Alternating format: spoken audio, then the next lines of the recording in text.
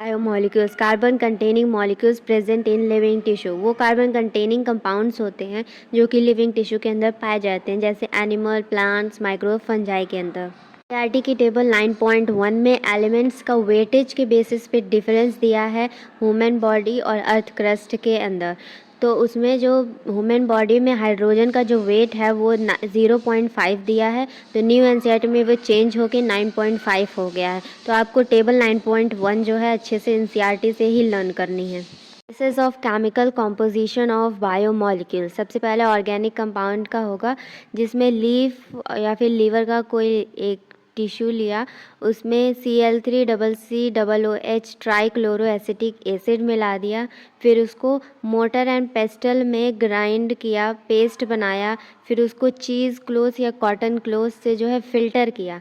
तो जो छन गया उसको फ़िल्ट्रेट बोलेंगे, जिसमें स्मॉल मॉलिक्यूल्स होते हैं, और फ़िल्ट्रेट को एसिड सॉल्युबल पुल भी बोलते हैं। जो नहीं छना उसको रिटेंटेट बोलेंगे, जिसमें बड़े मॉलिक्यूल्स होते हैं, उसको एसिड इनसॉल्युबल पुल बोलेंगे। एनालिसिस अगर करना है इनऑर्गेनिक कंपाउंड्स का, तो उसमें सेम लिविंग टिश्यू लेंगे, उसका जो वेट वेट लेंगे, फिर उसको ड्राई करेंगे, फिर उसका ड्राई वेट लेके उसको जला देंगे। ऑक्सीजन की प्रेजेंस में कार्बन जल जाता है, तो ऑल कार्बन कंटेनिंग कंपाउंड्स जो है ऑक्साइड्स बन जाते हैं, उड़ जाते हैं। तो जो बचता है इनऑर्गेनिक वो होता है ऐश। ऐश इज़ ऑन इनऑर्गेनिक कंपाउंड होता है, जिसको लैब में ले जाके एनालिसिस करते हैं। डिफरेंस है एसिड सॉल्युबल पुल और एसिड इनसॉल्युबल पुल, मतलब फिल्ट्रेट एंड रिटेंटेट के बीच में।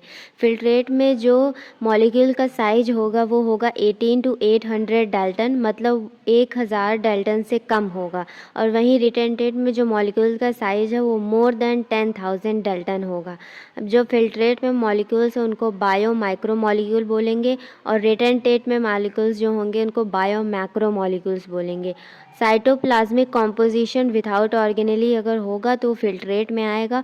Organelles plus macromolecules of cytoplasm retentate में आएंगे। इनऑर्गेनिक सॉल्ट्स जो हैं वो फिल्ट्रेट में आएंगे, जैसे सल्फेट, फॉस्फेट। अब अगर सिंपल शुगर है तो वो फिल्ट्रेट में आएगी, और वही पॉलीसेकेराइड्स है, बहुत सारी शुगर्स है, तो वो रिटेंटेट में आएगी। अमाइनो एसिड है तो वो फिल्ट्रेट में आएगा, और वही प्रोटीन जब बनाएगा तो वो रिटेंटेट में आएगा। न्यूक्लियोटाइड जो है वो फिल्ट्रेट में आएगी, और वही न्यूक्लिक एसिड बनाएगी तो रिटेंटेट में आएगी। पर एक्सेप्शन है लिपिड। लिपिड का साइज लेस देन 800 डाल्टन होता है, लेकिन फिर भी वो रिटेंटेट में आता है। जब वो ग्राइंडिंग उसकी करते हैं तो वो वेसिकल बना लेता है। जो वेसिकल होती है वो वाटर सॉल्युबल नहीं होती है। ये प्लाज्मा मेम्ब्रेन का पार्ट है lipid. Moving on metabolites, primary metabolites, secondary metabolites. Primary metabolites में ऑर्गेनिक कंपाउंड्स की रिक्वायरमेंट होती है primary major basic metabolic processes के लिए। और जो प्रोसेसेस होता है जो ऑर्गेनिक कंपाउंड्स का जो फंक्शन है उसको बोलेंगे आइडेंटिफिएबल फंक्शन।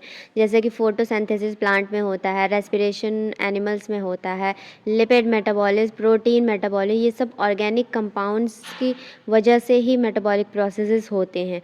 तो ये जो प्राइमरी मेटाबोलाइट्स में जो ऑर्गेनिक कंपाउंड्स हैं उनका रोल होता है नॉर्मल फिजियोलॉजिकल प्रोसेस में। Now secondary metabolites. Secondary metabolites जो प्रेजेंट होता है प्लांट, फंजाई और माइक्रोब्स में। Organic compounds not in primary metabolites. Organic compounds जो यूज़ नहीं होते हैं प्राइमरी मेटाबोलाइट्स में, वो सेकेंडरी मेटाबोलाइट्स में आते हैं। इनका कोई भी डायरेक्ट रोल नहीं होता है ग्रोथ एंड डेवलपमेंट में। इनका जो होस्ट होता है जो इन्हें बनाता है उसे खुद नहीं पता होता है कि ये इसका स्पेसिफिक रोल है क्या, खुद ही क्लियर नहीं होता होस्ट को कि मैंने बनाया क्यों है। तो इसका जो रोल है वो ह्यूमन वेलफेयर, इकोलॉजिकल इम्पोर्टेंस में होता है, दो चीज़ में, जैसे कि spices, rubber, drugs, pigments, antibiotics, scents, gums. Without wasting our time let's get started from polysaccharides. आज का टॉपिक पॉलीसेकेराइड्स है, लेकिन उससे पहले हम पहले उसकी स्टार्टिंग पूरी देख लेंगे। पॉलीसेकेराइड बनता कैसे, तो थोड़ा सा लेंथी हो सकता है, but everything is useful for you. So carbohydrates. Carbohydrate क्या है? हाइड्रेट ऑफ कार्बन है जिसके अंदर H, O और C होता है। कार्बोहाइड्रेट का पार्ट ही शुगर है। शुगर को सैकराइड बोलते हैं और यही सैकराइड्स जो हैं जुड़ के पॉलीसैकराइड्स बनाती हैं। अब जो सैकराइड है, सैकराइड के पास दो चीज़ें होती हैं, एक तो फंक्शनल ग्रुप होगा, दूसरा अल्कोहलिक ग्रुप। फंक्शनल ग्रुप इसके पास दो होगा, एल्डिहाइड या फिर कीटोन। एल्डिहाइड ग्रुप अगर होगा तो CHO वाला ग्रुप कहलाएगा, अगर कीटोन ग्रुप होगा तो वो C डबल बॉन्ड O वाला ग्रुप होगा। जिस शुगर के पास फंक्शनल ग्रुप में से कोई एक होगा, एल्डिहाइड या कीटोन, तो एल्डिहाइड अगर होगा तो शुगर को एल्डोज बोलेंगे, कीटोन होगा तो कीटोज बोलेंगे। नाउ जो दूसरा ग्रुप मैंने बताया था अल्कोहलिक ग्रुप, अल्कोहलिक ग्रुप को हाइड्रोक्सिल ग्रुप भी बोलते हैं, OH वाला ग्रुप जो हर शुगर के पास होता है। अल्कोहलिक ग्रुप सारे शुगर के पास कंपलसरी है, फंक्शनल ग्रुप भी होगा लेकिन उनमें से कोई एक होगा। तो फंक्शनल एंड अल्कोहलिक दो ग्रुप्स होते हैं, फंक्शनल में से कोई एक होगा, अल्कोहलिक तो OH वाला हर शुगर के पास होता है। तो सिंपलेस्ट शुगर से स्टार्ट करते हैं जो कि एक मॉलिक्यूल से बनती है, तो इसीलिए इसको मोनोसैकराइड्स बोलते हैं। इसका जो फॉर्मूला है वो CnHNON है, CnH2nOn है, और इसमें जो N है वो रिप्रेजेंट करता है नंबर ऑफ कार्बन। तो N की जगह पे जितने नंबर होंगे कार्बन के वो रिप्रेजेंट किए जाएंगे। मोनोसैकराइड्स एक ऐसी शुगर है जिसको हम पानी की मौजूदगी में तोड़ नहीं सकते, ये can't be hydrolysed in at the presence of water. तो नंबर ऑफ कार्बन जो रिप्रेजेंट करता है, अब नंबर ऑफ कार्बन जो होंगे वो 3 to 7 के बीच में होंगे। जिस कार्बन का नंबर 3 है, 3 to 7, वो सारी जो जिनके पास ये कार्बन नंबर 3 to 7 होगा शुगर के पास, वो सारी मोनोसैकराइड्स में आएंगी। तो जो इसके पास 3 है वो ट्राइओज है, जिसके पास 4 है वो टेट्रोज है, जिसके पास 5 है वो पेंटोज है, जिसके पास 6 है वो हेक्सोज है, जिसके पास 7 है वो हेप्टोज है। अब जिसके पास 3 कार्बन है उस शुगर के एग्जाम्पल हम लेते हैं, इसके पास 3 कार्बन है वो है ग्लाइसरल्डिहाइड, जिसके पास 4 है वो है एरिथ्रोज, जिसके पास 5 कार्बन है दैट इज़ पेंटोज, और इसका एग्जाम्पल है शुगर का that is ribose. 6 carbon sugar जिसके पास है वो है ग्लूकोज एंड फ्रक्टोज शुगर, जिसके पास 7 कार्बन है वो है सीडोहेप्टुलोज। तो हम डिटेल में N=5 pentose and N=6 hexose, इसके अंदर 3 शुगर आती है, N=5 that is ribose, N=6 में 2 शुगर है ग्लूकोज एंड फ्रक्टोज। तो तीनों शुगर को हम डिटेल में पढ़ेंगे। तो ग्लूकोज N=6 है, जिसका केमिकल फार्मूला बनेगा C6H12O6। इसको हेक्सोज भी बोलते हैं क्योंकि इसके पास जो है कार्बन का नंबर 6 है तो हेक्सोज है। और इसके पास जो फंक्शनल ग्रुप प्रेजेंट है वो एल्डिहाइड है, CHO वाला, तो इसीलिए इसको एल्डोज बोलेंगे। अब इसकी ओपन चेन फॉर्म जो होगी तो 6 कार्बन अटैच हो जाएंगे। तो जो फर्स्ट कार्बन है उसके साथ फंक्शनल ग्रुप अटैच है, तो जिस भी कार्बन के साथ फंक्शनल ग्रुप अटैच होता है उसको कायरल कार्बन बोलते हैं। एंड 5th कार्बन के साथ जो OH है तो ये हो गई इसकी ओपन चेन फॉर्म। अब इसकी हेमी एसिटल फॉर्म जब बनेगी तो जो 5th कार्बन के पास OH है उसमें से H जो है फर्स्ट कार्बन के पास चला जाएगा, तो जो C डबल बॉन्ड O था वो सिंगल बॉन्ड हो जाएगा और OH हो जाएगा। तो 5th कार्बन के पास जो O था वो सेंटर में आ जाएगा और कार्बन 1 और 5 के बीच में बॉन्ड बनाएगा, तो हेमी एसिटल फॉर्म है। अब जब इसकी रिंग टाइप का स्ट्रक्चर बन जाएगा जिसमें 5 कार्बन एक ऑक्सीजन से जुड़े हैं, एक O से 5 कार्बन जुड़े हैं, तो इसीलिए इसको बोलते हैं पायरानोज रिंग कि एक O से 5 कार्बन जुड़े हैं, तो इसको बोलते हैं पायरानोज रिंग। ठीक है, अब जो पायरानोज रिंग है इसमें जो OH ग्रुप फर्स्ट कार्बन से लगा है तो वो रिंग के नीचे आ रहा है, इसीलिए अल्फ़ा सा स्ट्रक्चर बन रहा है, तो इसीलिए ग्लूकोज को अल्फ़ा ग्लूकोज बोलेंगे क्योंकि OH जो है बेंजीन रिंग के नीचे है। तो alpha and beta glucose basically होते हैं, ये आइसोमर्स होते हैं, एनोमर वाले आइसोमर होते हैं। ठीक है, ग्लूकोज के अंदर आती है universal sugar, blood sugar, corn sugar, grapes. अब एक एग्जांपल लेते हैं कि अगर कोई भी शुगर हुई उसके ऊपर हम पोलराइज्ड लाइट डालेंगे। पोलराइज्ड लाइट मतलब जो लाइट एक ही डायरेक्शन में वाइब्रेट करती है। जब शुगर के ऊपर पोलराइज्ड लाइट डलती है तो शुगर या तो उसको लेफ़्ट मोड़ देगी या फिर राइट मोड़ देगी। अगर राइट शुगर मोड़ रही है तो वो डेक्स्ट्रो रोटेटरी है, अगर लेफ़्ट मोड़ रही है तो वो लेवो रोटेटरी है। तो जो लेफ़्ट शुगर लाइट को मोड़ती है वो है फ्रक्टोज और जो राइट मोड़ती है वो है ग्लूकोज। तो इसीलिए ग्लूकोज को डेक्स्ट्रोज शुगर भी बोलते हैं और फ्रक्टोज को लेवुलोज शुगर भी बोलते हैं। अब फ्रक्टोज का भी केमिकल फार्मूला होगा H12O6। तो इसीलिए इसका भी स्ट्रक्चर सेम ग्लूकोज जैसा ही बनेगा, और इसके पास जो फंक्शनल ग्रुप है वो उससे अलग है, ग्लूकोज से अलग है, क्योंकि इसके पास कीटोन वाला फंक्शनल ग्रुप है, तो इसलिए इसको कीटोज बोलेंगे। फ्रक्टोज का फॉर्मूला है C6H12O6, इसको कीटोज बोलते हैं, लेवुलोज बोलते हैं, क्योंकि ये पोलराइज्ड लाइट को लेफ्ट मोड़ देती है, और ये फ्रूट शुगर है। तो N=6 मतलब जो हेक्सोज शुगर है ये हमने कवर कर ली है, ग्लूकोज एंड फ्रक्टोज। अब N=5 पेंटोज, जिसके पास 5 कार्बन उसको पेंटोज बोलते हैं, वो वाली शुगर हम करने जा रहे हैं, जिसका नाम है राइबोज। राइबोज के पास एल्डिहाइड फंक्शनल ग्रुप है, इसीलिए इसको एल्डोज बोलते हैं। इसका केमिकल फॉर्मूला है C5H10O5। अब इसका ओपन चेन फॉर्म जो बनेगा तो 5 कार्बन चेन में अटैच होंगे, तो जो फर्स्ट कार्बन के पास इसका फंक्शनल ग्रुप होगा एंड फोर्थ कार्बन जो होगा वहाँ से H उठ के ऊपर चला जाएगा, तो डबल बॉन्ड हट के OH हो जाएगा, और जो O जो है वो बीच में आ जाएगा फोर्थ कार्बन का, and first and fourth carbon के बीच में यहाँ पे बॉन्ड बन रहा है O के साथ, तो ये इसका चेन फॉर्म हो गया। अब जब रिंग हम देखेंगे तो 4 कार्बन एक O के साथ अटैच्ड हैं, तो इसीलिए इस रिंग को बोलते हैं फ्यूरानोज रिंग। अब इसका भी OH जो है वो रिंग के नीचे है, तो ये भी कैसा है, ये भी अल्फ़ा स्ट्रक्चर बना रहा है, तो अल्फ़ा राइबोज कहलाएगा। राइबोज ऐसी शुगर है जो कि RNA शुगर भी है, ATP में पाई जाती है, ADP में पाई जाती है, NADP पे पाई जाती है।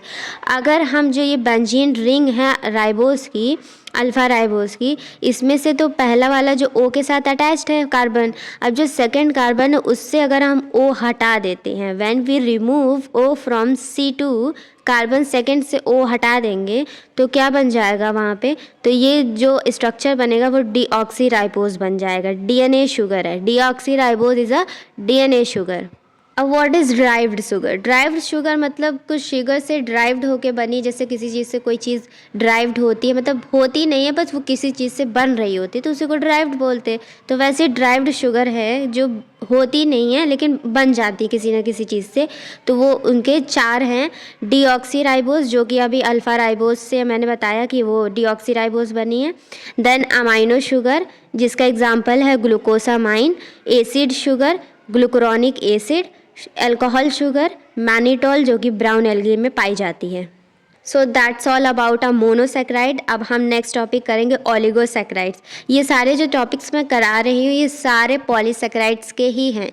जैसे मोनोसेक्राइड्स में एक ही मॉलिक्यूल से शुगर बन रही है तो सिंपलेस्ट शुगर हुई। अब वही जो एक ही मॉलिक्यूल वाली शुगर जो है 2 to 9 शुगर जो है वो कंडेंस फॉर्म होके ओलिगोसेक्राइड बनाएंगी। 2 शुगर जुड़ के ओलिगोसेक्राइड्स बनाएंगी। 2 से 9 शुगर जुड़ सकती हैं ओलिगोसेक्राइड्स में, ठीक है। अब जो इसमें जो 2 शुगर जुड़ेंगी तो उसको डाइसेक्राइड बोलते हैं। अब दोनों का जो बेंजीन रिंग अगर हम ज्वाइंट करेंगे, उनके बीच में बॉन्ड बनेगा, 2 अल्फ़ा ग्लूकोज अगर जुड़ेंगे तो 4 और 1 कार्बन के बीच में बॉन्ड बनेगा, जिसमें से वाटर का लॉस हो जाएगा, ठीक है। डिहाइड्रेशन होगा, मतलब लॉस ऑफ वाटर होगा, ओके। और इनके बीच में जो बॉन्ड बनेगा वो ग्लाइकोसिडिक बॉन्ड कहलाएगा। इसकी जो राइट साइड होगी रिंग की वो रिड्यूसिंग होगी और लेफ्ट साइड होगी वो नॉन रिड्यूसिंग होगी। रिड्यूसिंग एंड नॉन रिड्यूसिंग मैं अभी आपको आगे बताऊंगी। सो अभी आप इतना याद रखें कि राइट वाला रिड्यूसिंग है, लेफ्ट वाला नॉन रिड्यूसिंग है। लेकिन अगर ओवरऑल ग्लाइकोसिडिक बॉन्ड और ये जो शुगर बनेगी ग्लाइकोसिडिक बॉन्ड बनेगा, 2 अल्फ़ा ग्लूकोज जुड़ेंगे, अल्फ़ा 1 एंड 4 के बीच में बॉन्ड बन रहा है, ग्लाइकोसिडिक बॉन्ड बन रहा है। ये जो शुगर बनेगी उसका नाम है माल्टोस, ठीक है। Alpha glucose and alpha glucose से जुड़ने से बन रही है।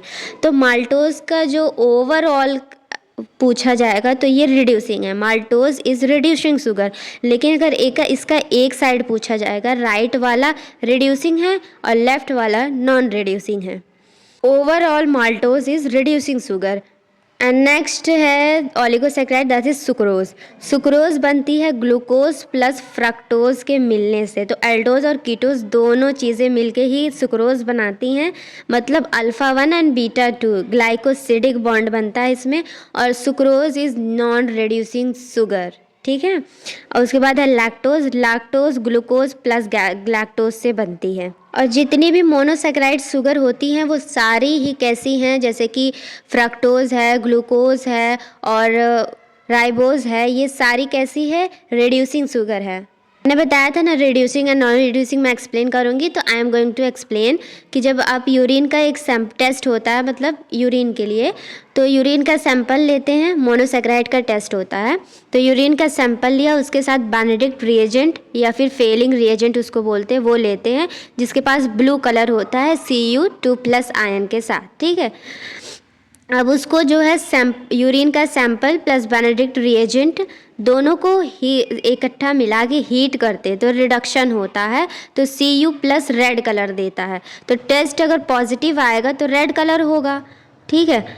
तो जितने भी शुगर्स है, sugar which gives positive test with Benedict reagent that is reducing sugar, कि जो भी शुगर रिड्यूसिंग है वो क्या देंगी, बेनेडिक्ट रिएजेंट से रिएक्ट करके रेड कलर देंगी। अगर नॉन रिड्यूसिंग है तो वो नहीं देंगी रेड कलर, ठीक है। ऐसा क्यों होता है कि एक शुगर रिड्यूसिंग है दूसरी नहीं है, क्योंकि फ्री फंक्शनल ग्रुप, जिसके पास फ्री फंक्शनल ग्रुप होगा वही शुगर रिड्यूसिंग है। अदरवाइज जो अपने ग्रुप जो फंक्शनल ग्रुप उसका अगर किसी के साथ बॉन्ड बना रहा है तो वो नॉन रिड्यूसिंग है, ओके। तो all monosaccharides are reducing sugar, ये आपको याद रखना है। That's all about oligosaccharides. Then most important topic is polysaccharides. हम पहुंच चुके हैं। बेसिक्स हमने इसलिए कवर किया ताकि आपको पता चले कि सिंपल शुगर से फिर ओलिगो बनती है, मैनी ओलिगो मिला के फिर पॉली बनती है, ठीक है। सेक्राइड शुगर, पॉली मतलब बहुत। तो पॉलीसेक्राइड जो है वो एसिड इनसॉल्युबल पुल है। तो मोनोसेक्राइड क्या थी, वो सिंगल मॉलिक्यूल माइक्रो मॉलिक्यूल्स है, तो इसीलिए वो एसिड सॉल्युबल पुल है, ठीक है। सिंपल शुगर इसीलिए फिल्ट्रेट में आती है और रिटेंटेट में पॉलीसेक्राइड आती है तो शुगर दोनों ही, लेकिन एक शुगर और बहुत सारी शुगर का अलग अलग चीज़ है। तो now comes two point is polysaccharide हम करने जा रहे हैं जो कि है एसिड इनसॉल्युबल पुल, मतलब रिटेंटेट में आती है। ये जो है कंडेंसेशन होता है, ग्लूकोज ग्लूकोज ग्लूकोज ग्लूकोज जुड़ के क्या बनाते हैं, कंडेंस होकर बनाते हैं पॉलीसेक्राइड्स, ठीक है। अब टाइप्स ऑफ पॉलीसेक्राइड्स दो तरह का होता है, होमोपॉलीमर और heteropolymer.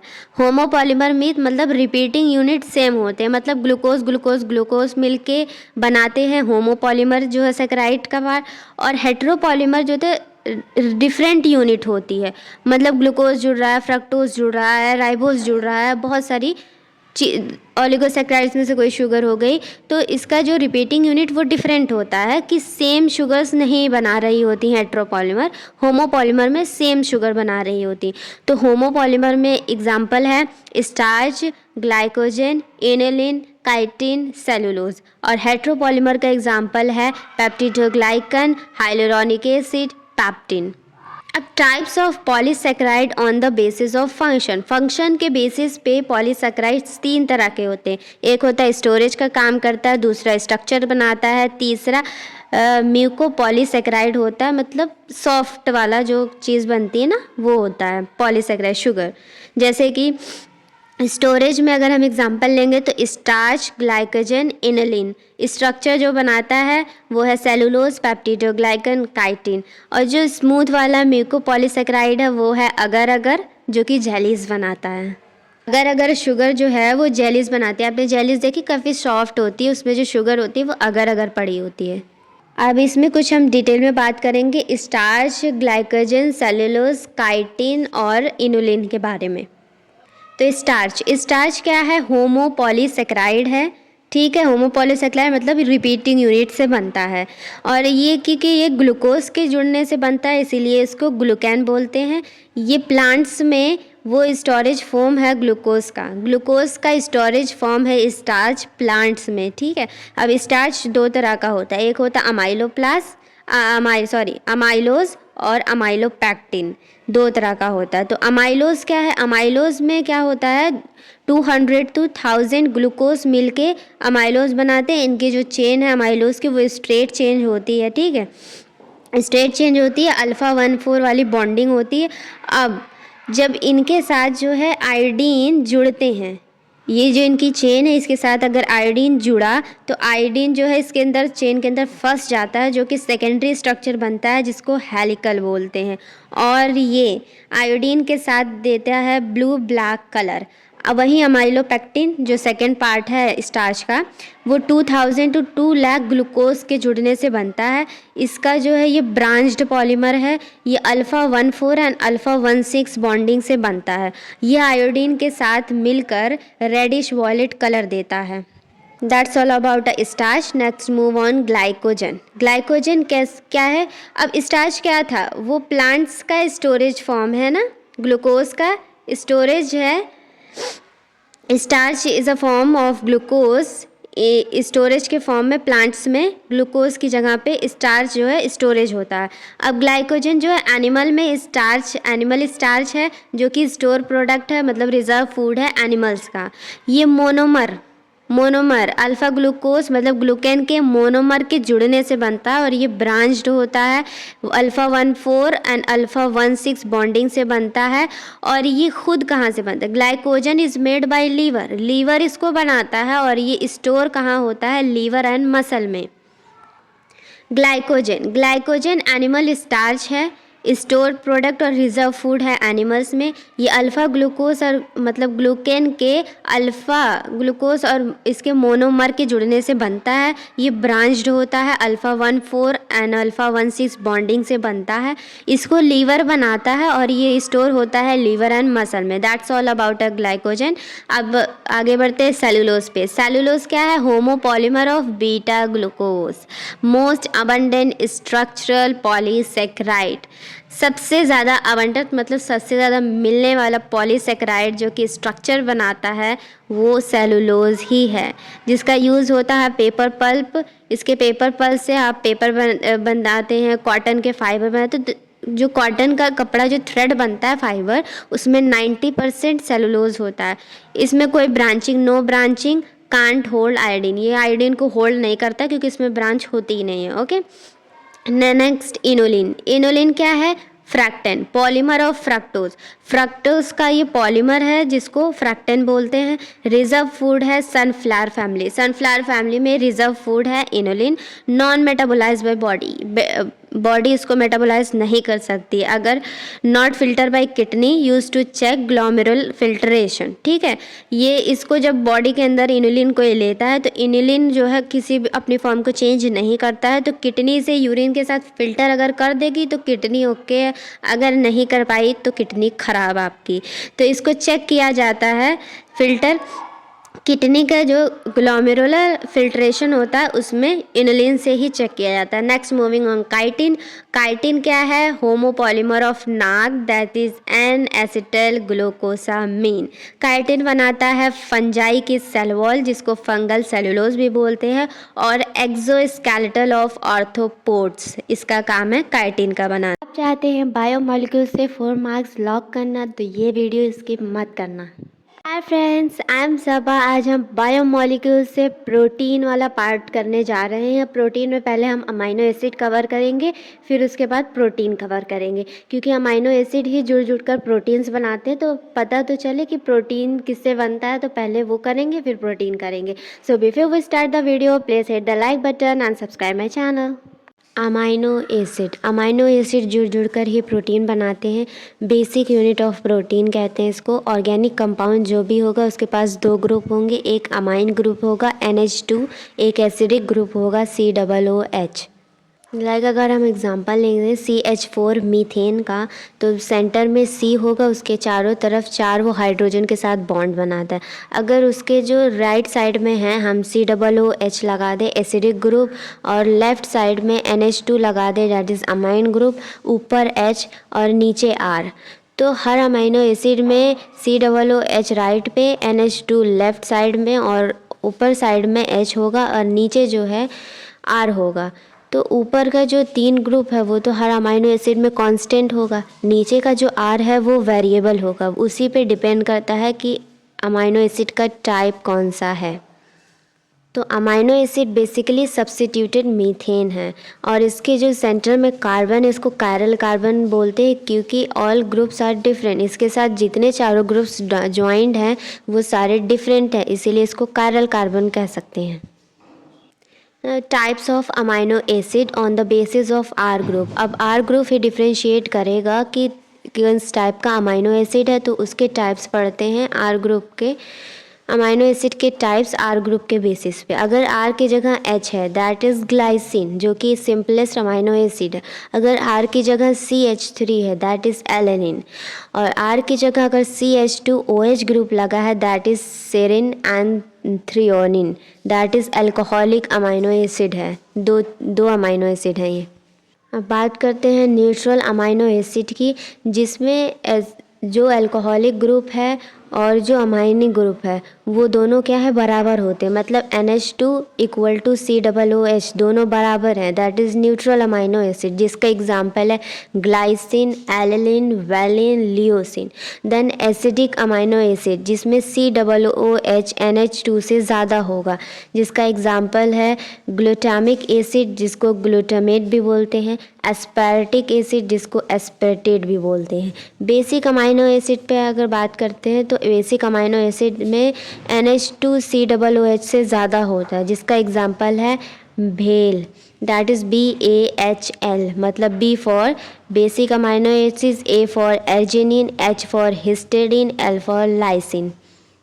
Then sulphur amino acid that is cysteine and methionine. Aromatic amino acid जिनके जो चेन होती है अमाइनो एसिड की उसके साथ बेंजीन रिंग भी होती है, प्रेजेंट होती है, वो अमाइनो एसिड को एरोमेटिक अमाइनो एसिड बोलते हैं, जिसमें आता है phenylalanine, tryptophan, tyrosine.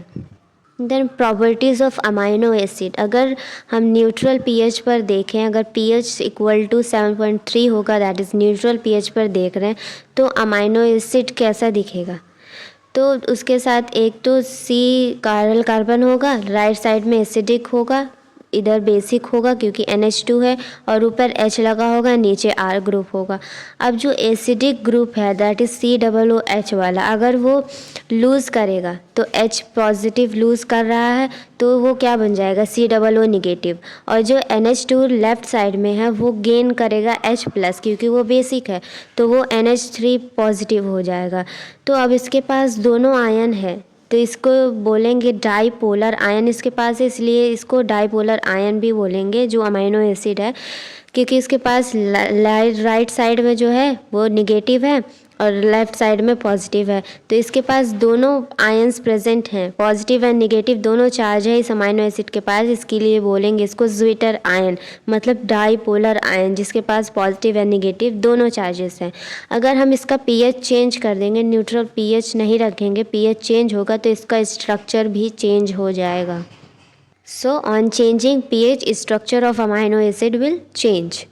Amino acid में अगर हम एसिडिक अमाइनो एसिड की बात करें और बेसिक की, तो डिफरेंस अगर करेंगे तो एसिडिक जो अमाइनो एसिड होगा उसमें COOH NH2 से ज़्यादा होगा, मतलब COO निगेटिव NH3 पॉजिटिव से ज़्यादा होगा। इसका जो नेट चार्ज है वो नेगेटिव होगा और ये किस फॉर्म में एग्जिस्ट करेगा, एनायन के फॉर्म में। Acidic amino acid exist as anion.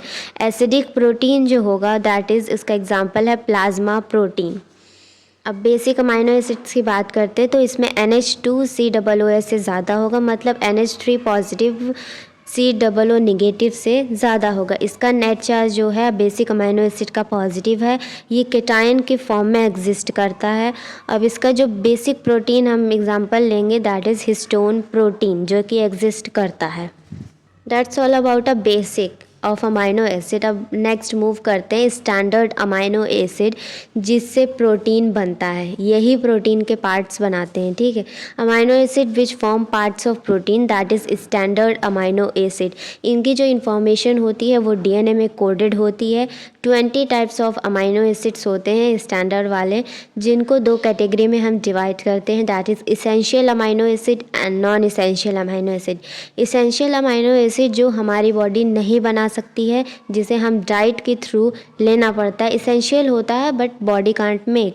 Non essential amino acid वो होता है जिसे हमारी बॉडी बना सकती है, हमें इसकी बाहर से लेने की कोई ज़रूरत नहीं होती।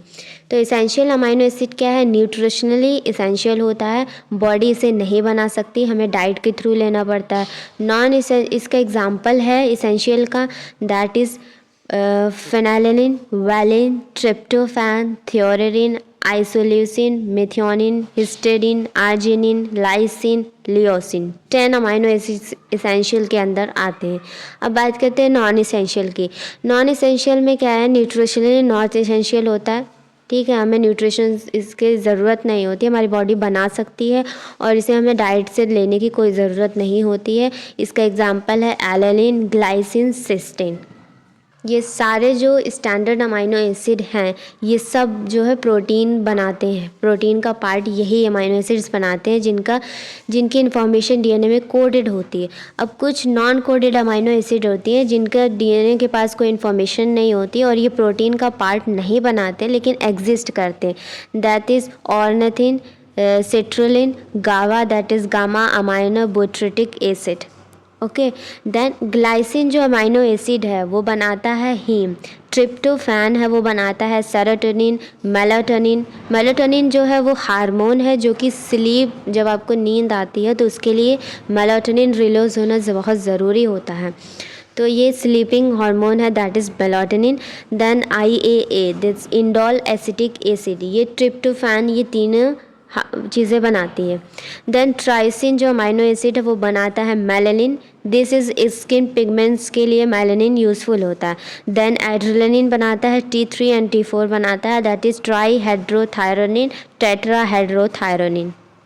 सो that is all about amino acid, that's over. Amino acid ख़त्म होता है। अब हम अमाइनो एसिड के बारे में जितनी इन्फॉर्मेशन थी वो हो गई। अब मूव करते हैं प्रोटीन्स की तरफ जो कि इम्पॉर्टेंट है। अब प्रोटीन की मेन टॉपिक आ गया।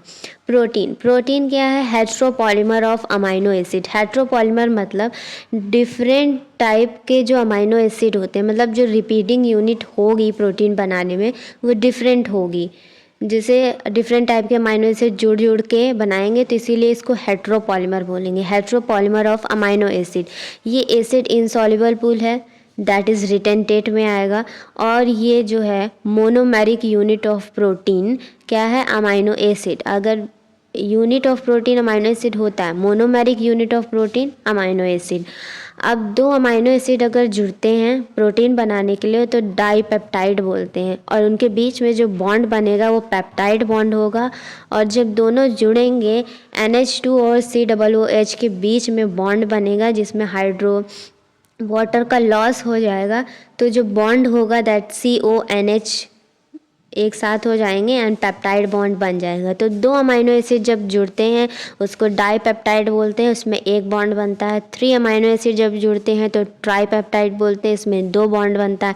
4 अमाइनो एसिड जब जुड़ते हैं दैट इज़ टेट्रापेप्टाइड, इसमें 3 बॉन्ड बनता है। अगर मैनी अमाइनो एसिड जुड़ेंगे तो दैट इज़ पॉलीपेप्टाइड बॉन्ड बनेगा, और इसमें जितने बॉन्ड बनेंगे N-1 कर देंगे, मतलब N रिप्रेजेंट क्या है? Total number of amino acid जितने जुड़े हैं उनमें से 1 माइनस कर देंगे, उतना बॉन्ड बनेगा polypeptide. Structure of protein. Primary structure में अमाइनो एसिड पेप्टाइड बॉन्ड के साथ जुड़े होते हैं बहुत सारे, और एक लीनियर एक लाइन में जुड़े होते हैं प्राइमरी स्ट्रक्चर में, और पोजीशन अमाइनो एसिड की फिक्स होती है, और अगर इनका सीक्वेंस भी फिक्स होता है कि इसी सीक्वेंस में अमाइनो एसिड जुड़ेंगे। अगर हम सीक्वेंस को चेंज करते हैं तो protein will change, protein change हो जाएगा। कि अगर हमने अमाइनो एसिड 2 की जगह अगर हमारा सेरीन है तो उसकी जगह कोई और अमाइनो एसिड लगा देंगे तो प्रोटीन का नाम चेंज हो जाएगा, प्रोटीन ही पूरा चेंज हो जाएगा। तो यहाँ पे अटेन स्पेसिफिसिटी, मतलब अमाइनो एसिड की जो नाम है वो फिक्स हो चुका है कि ए नाम हम यहाँ से उठा सकते हैं, मतलब एकदम फिक्स है कि आप इस प्राइमरी स्ट्रक्चर में देख के बता सकते हो नाम से कि कौन सा प्रोटीन है, कौन सा अमाइनो एसिड जुड़ा है उसके बेसिस पे। तो अगर जो फर्स्ट अमाइनो एसिड होगा उसका NH2 ग्रुप जो है वो फ्री होगा तो इसीलिए उसको एन टर्मिनल बोलेंगे, और जो लास्ट अमाइनो एसिड होगा उसका जो COOH वाला ग्रुप होगा वो फ्री होगा तो इसीलिए उसको last amino acid that is C terminal होगा वो। देन सेकेंडरी स्ट्रक्चर में 3 स्ट्रक्चर होते हैं, alpha helix, beta pleated sheet and triple helix. Alpha helix and beta pleated sheet Linus Pauling ने दी है, साइंटिस्ट का नाम है लाइनस पॉलिंग। और ट्रिपल हेलिक्स जो स्ट्रक्चर है that is told by Ramachandran. Alpha helix में जो अमाइनो एसिड का स्ट्रक्चर होता है that is right handed helix होता है, राइट हैंडेड हेलिक्स। इसके हर चौथे जो अमाइनो एसिड के साथ एक एडिशनल बॉन्ड होता है जिसको इंट्रामोलिकुलर हाइड्रोजन बॉन्ड कहते हैं। अल्फा हेलिक्स के फॉर्म में जो प्रोटीन है वो एग्जिस्ट करता है दैट इज़ कैरेटिन। कैरेटिन एक ऐसा प्रोटीन है जो अल्फा हेलिक्स के फॉर्म में एग्जिस्ट करता है। देन बीटा प्लीटेड शीट, इसमें भी एडिशनल बॉन्ड होगा लेकिन इंटरमोलिकुलर हाइड्रोजन बॉन्ड होगा और इसमें जो प्रोटीन है that is fibroin that is natural silk, beta pleated sheet के फॉर्म में एग्जिस्ट करता है। देन ट्रिपल हेलिक्स में ऑब्लिक हाइड्रोजन बॉन्ड होगा जो कि एडिशनल बॉन्ड होगा। अब इसका जो एग्जांपल दैट इज़ कोलाजन क्या है, अल्फा ट्रिपल हेलिक्स के फॉर्म में एग्जिस्ट करता है। ये मोस्ट अबंडेंट प्रोटीन है एनिमल वर्ल्ड में, collagen. Then most abundant protein whole biosphere कौन सा है that is rubisco, ribulose, bisphosphate, carboxylase, oxygenase. ये नेसेसरी है फोटोसिंथेसिस के लिए, बिना इसके डार्क रिएक्शन नहीं होगा। डार्क रिएक्शन अगर नहीं होगी तो खाना नहीं बनेगा, मतलब फोटोसिंथेसिस नहीं होगी। तो ये चारों जो प्रोटीन है ये बहुत ज़्यादा नेसेसरी है फोटोसिंथेसिस के लिए और बायोस्फीयर में सबसे ज़्यादा पाए जाने वाले हैं। Now moving on tertiary structure, जिसमें सेकेंडरी स्ट्रक्चर जो है फोल्ड होके एक ball of wool like appearance बना लेता है जिसको हम 3D व्यू में देख सकते हैं। तो इसीलिए इसको जो प्रोटीन होता है टर्शरी स्ट्रक्चर के अंदर उसको ग्लोबुलर प्रोटीन कहते हैं। जब इसको हम अंदर मतलब खोल के देखेंगे इसका एक धागा तो उसमें हाइड्रोजन बॉन्ड तो होगा ही होगा, जो एडिशनल बॉन्ड हाइड्रोजन बॉन्ड होगा, पेप्टाइड बॉन्ड होगा, प्लस उसके साथ साथ आयनिक बॉन्ड होगा, डाइसल्फेट बॉन्ड होगा, कोवेलेंट बॉन्ड होगा, वैंडर वॉल इंट्रैक्शंस होंगी, हाइड्रोफोबिक इंट्रैक्शंस होंगी। इस जो टर्शरी स्ट्रक्चर के टाइम पे जो प्रोटीन है, प्रोटीन विल बिकम फंक्शनल। अब ये फंक्शनल हो चुका है और ये जिस टर्शरी स्ट्रक्चर में मोस्टली एंजाइम्स होते हैं टर्शरी स्ट्रक्चर में जो कि प्रोटीन बनाते हैं। एंजाइम्स को सबस्ट्रेट से जुड़ना पड़ता है, एक प्रोटीन सबस्ट्रेट से जुड़ना पड़ता है। एंजाइम्स को प्रोटीन बनाने के लिए सबस्ट्रेट से जुड़ना पड़ता है। तो जो सबस्ट्रेट से जब वो जुड़ता है तो एक एक्टिव साइट पे जुड़ता है। वो एक्टिव साइट बनाने के लिए जो एंजाइम्स की एक फॉर्म होती है फाइब्रस फॉर्म, प्राइमरी स्ट्रक्चर होता है, तो उसको टर्शरी स्ट्रक्चर में आके वो गोले ball of wool like appearance बना लेता है। जो एक्टिव साइट बनाने के लिए जो अमाइनो एसिड होते हैं वो प्राइमरी स्ट्रक्चर में दूर दूर होते हैं, तो इसीलिए इसको राउंड करने के लिए उसको टर्शरी स्ट्रक्चर में आना पड़ता है। तो जो एक्टिव साइट बनाने के लिए जो अमाइनो एसिड होते हैं वो एक साथ आ जाते हैं, तो एक्टिव साइट बन जाती है, तो सबस्ट्रेट उससे जुड़ जाते हैं। तो एंजाइम्स और प्रोटीन इन टर्शरी स्ट्रक्चर, तो एंजाइम्स भी प्रोटीन है टर्शरी स्ट्रक्चर में क्योंकि वो टर्शरी फॉर्म बनाकर ही सबस्ट्रेट से जुड़ते हैं।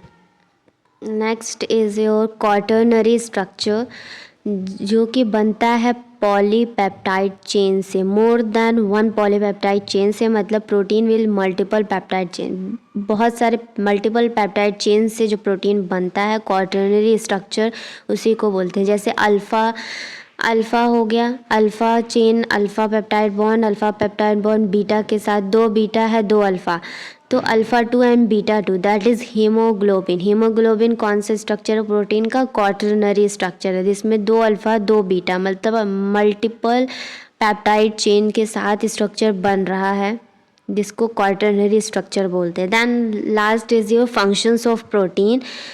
फंक्शन क्या है? प्रोटीन एंजाइम्स की तरह काम करते हैं। इसका एग्जांपल है trypsin, pepsin. Then protein defence की तरह काम करते हैं, जिसका एग्जांपल है IgS इम्यूनोग्लोबुलिन। हार्मोन की तरह काम करते हैं, that is insulin, glycogen, growth hormone. Transportation का जो काम करते हैं, that is GLUT4, that is glucose transport, glucose का जो ट्रांसपोर्ट करता है, दैट इज़ GLUT4 एग्जाम्पल है। देन रिसेप्टर प्रोटीन, मतलब जो टेस्ट के लिए काम करते हैं, जिसका एग्जाम्पल है ऑल फैक्ट्री रिसेप्टर, जो कि स्मेल के नोज़ के अंदर होते हैं स्मेल के लिए। देन गस्टोटरी रिसेप्टर, जो टेस्ट के लिए होते हैं टंग पे, ठीक है। देन कोलेजन प्रोटीन कोलेजन की तरह काम करते हैं, जो कि इंटरसेलुलर ग्राउंड सब्सटेंस है। Lipids ester of fatty acid and alcohol से मिलके बनता है। फैटी एसिड और अल्कोहल के बीच में जब बॉन्ड बनेगा तो वाटर का लॉस होगा, जो बॉन्ड बनेगा वो एस्टर बॉन्ड बनेगा, तो लिपिड का फॉर्मेशन ऐसे होता है। ये पॉलीमर नहीं होते, ना ही स्ट्रिक्ट मैक्रोमोलिक्यूल होते हैं क्योंकि इनका साइज छोटा होता है। ये एसिड इनसॉल्युबल पुल में आते हैं। ये वाटर सोल्यूबल नहीं होते हैं लेकिन नॉन पोलर सॉल्वेंट में सॉल्यूबल होते हैं, जिसका एग्जाम्पल है benzene. Types of lipid, simple lipid, conjugate lipid, derived lipid, 3 types of lipid होते हैं। सिंपल लिपिड्स क्या है, जिसमें सिर्फ लिपिड का ही पार्ट होता है और इसमें आता है न्यूट्रल और true fat, wax, cutin, suberin. Conjugate lipid में lipid plus non lipid part आप जोड़ दोगे तो कॉन्जुगेट लिपिड बन जाएगा। जैसे लिपिड प्लस फॉस्फेट फॉस्फोलिपिड बनाएगा, lipid plus sugar glycolipid, lipid plus protein lipoprotein, lipid plus pigment, pigment means chroma, तो बनाएगा क्रोमोलिपिड। नेक्स्ट है ड्राइव्ड लिपिड्स। स्ट्रक्चर तो सेम नहीं होता है लिपिड की तरह, बट इसका फंक्शन लिपिड की तरह होता है, इसीलिए इसको ड्राइव्ड लिपिड बोलते हैं। इसका स्ट्रक्चर लिपिड की तरह नहीं होता लेकिन फंक्शन जो परफॉर्म करता है वो लिपिड की तरह होता है। इसका एग्जाम्पल है कोलेस्ट्रॉल। अब तीनों लिपिड्स को थोड़ा सा डिटेल में हम पढ़ेंगे। सिंपल लिपिड से स्टार्ट करते हैं, जो कि बनेगा ester of organic acid and alcohol के जॉइंट होने से, जिससे एस्टर बॉन्ड बनेगा। ऑर्गेनिक एसिड की जगह फैटी एसिड लेंगे न्यूट्रल और ट्रू फैट में, और ग्लिसरॉल लेंगे। ग्लिसरॉल को ग्लिसराइड भी बोलते हैं। तो ग्लिसरॉल का जो स्ट्रक्चर होगा, एक चेन होगी CH2, उसके नीचे CH, उसके नीचे CH2, फिर तीनों CH के साथ क्या है OH अटैच होगा। तो जो स्ट्रक्चर ग्लिसरॉल का बनेगा उसको बोलेंगे ट्राई हाइड्रोक्सी प्रोपेन। अब जो फैटी एसिड होगा वो 2 तरह का हो सकता है, या तो सैचुरेटेड होगा या तो अनसैचुरेटेड होगा। सैचुरेटेड फैटी एसिड में क्या होगा, fatty acid without double bond, जिसमें कोई भी डबल बॉन्ड नहीं होगा, वो सैचुरेटेड फैटी एसिड है, जिसका एग्जांपल है पामिटिक एसिड, जिसमें 16 कार्बन फैटी एसिड है, और दूसरा है स्टेरिक एसिड, जिसमें 18 कार्बन फैटी एसिड है। अब अनसैचुरेटेड फैटी एसिड में क्या है, 1 और more than 1 double bond present होंगे, तो वो अनसैचुरेटेड फैटी एसिड होगा, जिसका एग्जांपल है ओलेइक एसिड, जिसमें 18 कार्बन है और 1 डबल बॉन्ड है। दूसरा है लिनोलेइक एसिड, जिसमें 18 कार्बन है, 2 डबल बॉन्ड है। तीसरा है लिनोलेनिक एसिड, 18 कार्बन है, 3 डबल बॉन्ड है। फोर्थ वाला है दैट इज एराकिडोनिक एसिड, जिसमें 20 कार्बन है, 4 डबल बॉन्ड है। अब जो फैटी एसिड है उसको मतलब हम 2 तरीके से भी डिफ्रेंशिएट कर सकते हैं, इसेंशियल कौन सा है, नॉन इसेंशियल कौन सा है। इसेंशियल मीन्स जिसको हमें ज़रूरत है न्यूट्रिशन के, न्यूट्रिशनली हमें उसकी रिक्वायरमेंट है, तो इसेंशियल है वो। तो इसेंशियल में न्यूट्रिशनली इसेंशियल होना चाहिए, बॉडी हमें बना के नहीं दे सकती, हमें डाइट के थ्रू लेना पड़ता है। इसेंशियल में आएगा all PUFA. PUFA means poly unsaturated fatty acid. Poly मतलब मैनी डबल बॉन्ड वाले, जितने भी एक से ज़्यादा डबल बॉन्ड जिसके पास होगा अनसैचुरेटेड फैटी एसिड, वो इसेंशियल में आएंगे, और जिसके पास सिंगल डबल बॉन्ड होगा, एक ही होगा, वो किस में आएगा, नॉन इसेंशियल में आएगा। इसेंशियल जो कि न्यूट्रिशनली इसेंशियल नहीं होते हैं, बॉडी हमारी बना सकती है, जिसमें एक डबल बॉन्ड वाला जो है फैटी एसिड आएगा, मतलब mono unsaturated fatty acid plus saturated fatty acid भी आते हैं इसमें। So that is all about a simple lipids की बेसिक। अब न्यूट्रल फैट की अगर हम बात करते हैं तो एक glycerol plus 1 fatty acid monoglyceride कहलाएगा। एक glycerol plus 2 fatty acid that is diglyceride. एक ग्लिसरॉल के साथ 3 फैटी एसिड मिला दे तो ट्राईग्लिसराइड, क्योंकि इसके पास जो 3 OH ग्रुप होता है, इसीलिए ग्लिसरॉल तो एक ही है लेकिन OH ग्रुप इसके पास 3 होता है, तो इसके साथ जितना फैटी एसिड पे डिपेंड करता है इसके, ठीक है। अब ग्लिसरॉल जो होगा उसके साथ OH लगा है, अब OH जो है अपने ही साथ कैसा बॉन्ड बना रहा है, फैटी एसिड के साथ। R1 R2 R3 हमने फैटी एसिड OH के साथ लगा दिया, तो एक ही ग्लिसरॉल है। ग्लिसरॉल का स्ट्रक्चर है CH2, फिर नीचे CH, फिर नीचे CH2, फिर उसके साथ OH अटैच है। ये ग्लिसरॉल का स्ट्रक्चर हो गया। देन उसके साथ हम क्या फैटी एसिड लगा रहे हैं, तो 3 फैटी एसिड लगेंगे क्योंकि 3 OH है, ठीक है। तो एक ग्लिसरॉल 3 फैटी एसिड के साथ बॉन्ड बना सकता है, जिसमें 3 बार वाटर का लॉस होगा, ठीक है, जो कि बनेगा ट्राईग्लिसराइड। स्ट्रक्चर इसका जब ये 3 जो है फैटी एसिड के साथ बॉन्ड बना लेगा तो ट्राईग्लिसराइड इसका स्ट्रक्चर कहलाएगा। अब ट्राईग्लिसराइड 2 तरीके का होगा, या तो फैट होगा या तो ऑयल होगा। फैट जो होगा वो हाई मेल्टिंग पॉइंट पे जो है हाई मेल्टिंग पॉइंट उसका होगा।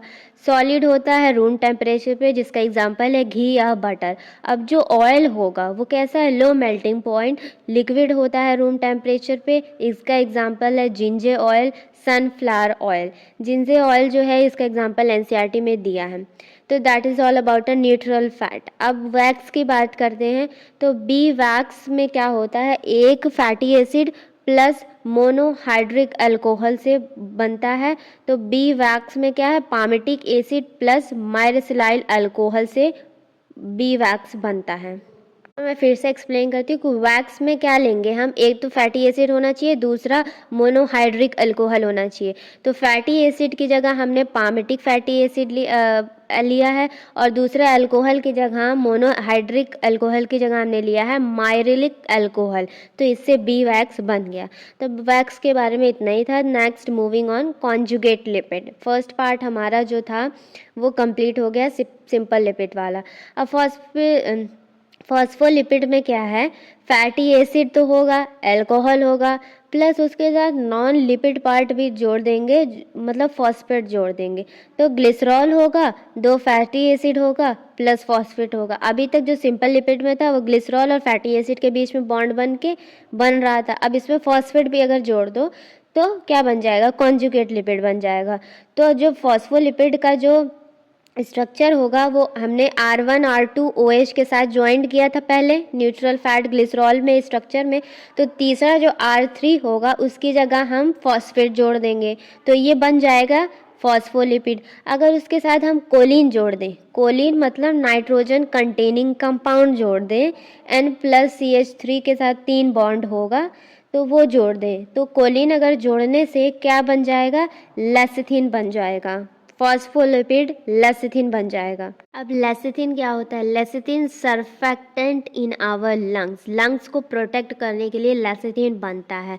जो आपकी एल्वलाई होती है, एल्वलाई के ऊपर एस्क्वामस एपिथेलियम होता है, एस्क्वामस एपिथेलियम के अंदर सर्फेक्टेंट होता है जो आपके जो टिश्यूज़ है उसको फटने से, कोलैप्स होने से बचाता है।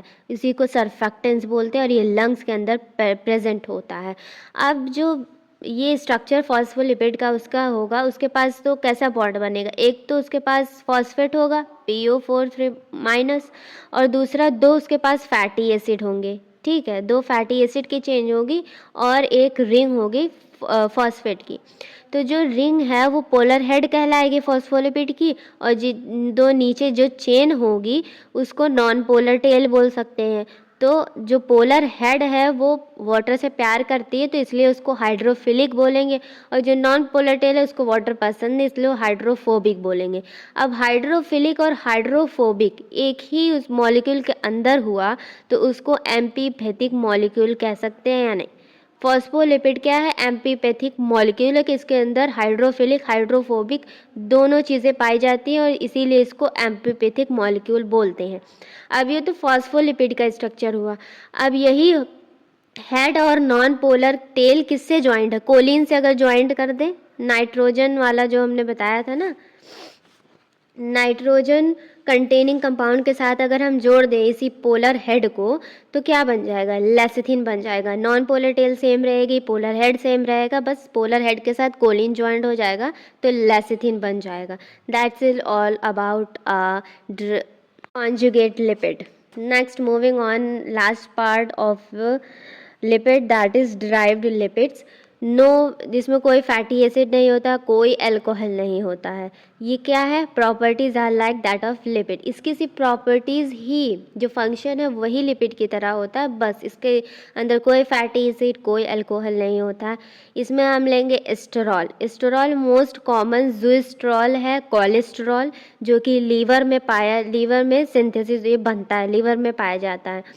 अब most common steroid in animal tissue, वो भी कोलेस्ट्रॉल है, ठीक है। अब कोलेस्ट्रॉल को बनाने के लिए जो प्रिकर्सर चाहिए वो है एसिटिक एसिड। इसको बनाने के लिए इसका फंक्शन क्या है? मेम्ब्रेन, प्लाज्मा मेम्ब्रेन को स्टेबलाइज करके रखना। इसका स्ट्रक्चर होता है 4 क्लोज रिंग होती है, एक ओपन चेन होती है। That is all about drive lipids. Nucleic acid DNA and RNA में होती है। ओके, लार्जेस्ट बायोमॉलिक्यूल है, एसिड इनसॉल्युबल फ्रैक्शन में आती है। ये पॉलीमर है न्यूक्लियोटाइड्स का। अब न्यूक्लियोटाइड्स में 3 चीज़ें होती हैं, एक तो पेंटोज शुगर, दूसरा नाइट्रोजीनियस बेस, तीसरा फॉस्फोरिक एसिड। पेंटोज शुगर 2 होंगी, ribose, deoxy ribose. Ribose RNA, ATP, FADP, NADP में पाई जाती है, डीऑक्सी राइबोज डीएनए में होती है। दोनों में डिफरेंस क्या है? राइबोसोम में जो सेकेंड कार्बन उसके पास OH होता है, डीऑक्सी राइबोज में सिर्फ H होता है, O निकाल दिया जाता है। ओके, फिर न्यूक्लियोसाइड जो है वो शुगर प्लस नाइट्रोजन बेस से बनती है, और न्यूक्लियोसाइड में अगर हम फॉस्फेट ग्रुप लगा लें तो न्यूक्लियोटाइड बन जाता है। That's is all about a nucleic acid. के पास नाइट्रोजन बेस होता है AUCG, और डीएनए के पास होता है ATCG। So that is all about a biomolecule chapter. इतना ही था जितना मैं वॉइस के थ्रू आपको समझा सकती थी बायोमॉलिक्यूल चैप्टर, उतना मैंने कोशिश की। आगे मैं नहीं समझा सकती बिकॉज सारी रिएक्शंस है, केमिकल रिएक्शंस है, वो सारी जो आप देख के तभी समझ पाओगे, तो मैं नहीं कर सकती वो। जितना मैं अपने वॉइस से आपको समझा सकती थी चैप्टर, मैंने उतनी कोशिश कर ली। That's a last part. And अगर आपको मेरी वीडियोस पसंद आ रही, प्लीज़ मुझे सपोर्ट करें, बिकॉज मेरी बहुत मेहनत लगती, हर एक पॉइंट को एक क्लियरली एक्सप्लेनेशन के साथ मैं आपके सामने रखती हूँ। So please subscribe my channel and thanks for watching my video.